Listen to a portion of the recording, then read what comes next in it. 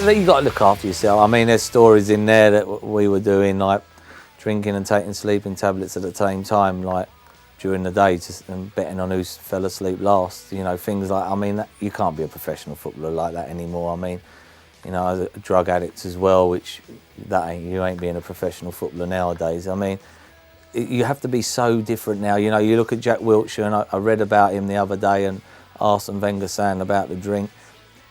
You know, he could be one of the best players in world football. I mean, in world football, not just in the Premiership. You know, he needs to like just buckle down for 10 or 15 years of his life. I mean, and that is it. He can go and do what he wants after that. But it's so easy to get caught up in it, or it's very, very easy. I mean, in the book you read, and it can turn your life upside down. It doesn't matter if you're playing for England or Arsenal, they're one of the biggest clubs in the world. You know, if it gets hold of these addictions, they will turn it around. There's a lot of pressure. I mean, they get good money very quickly. I mean, it's hard. I mean, you know, you're 17, 18, 19 or 20 years of age and you're earning 30, 40 grand a week. I mean, that is just unheard of. I mean, it is hard. It's very, very hard. The easiest thing in the world is to get to the top in any sport. That's the easy thing. It's when you get to the top, the hardest thing's to stay there. And that's when you've got to look at people like Ryan Giggs and Paul Scholes and your David Beckhams and Gary Neville, who've won all them trophies and they still turn up next year and they do it again and again. They don't do like you see certain players who score 20 goals in one season, they get a new contract and they never look like scoring another goal in a month of Sundays.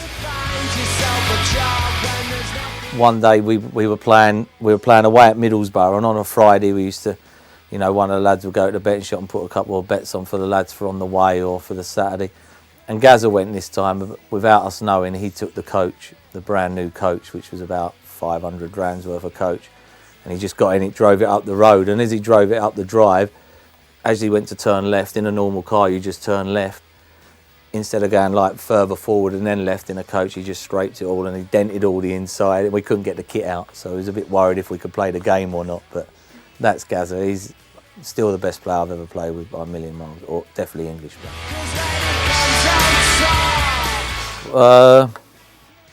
I'd say my lowest point was probably feeling that I was going to die on the football pitch while I was playing when I was on drugs. So that's probably the lowest, and the highest is got to be scoring at Wembley for Arsenal in England. I mean, when I was a kid, we used to play a game called Wembley in the Park, and to score at Wembley for England and Arsenal was probably the ultimate that I could ever wish for.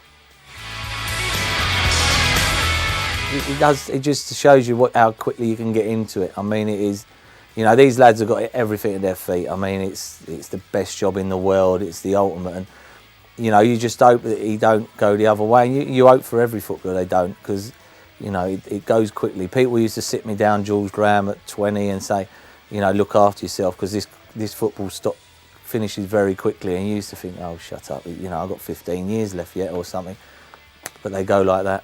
They go like that. And, you know, the one thing I can take from my career, you know, I won a load of medals, which is nice. I mean, a lot of players, you know, they earn a lot of money, but they never ever win a trophy. So, you know, that's the big thing that I liked, is that, you know, I won a lot of stuff and lost a lot of money.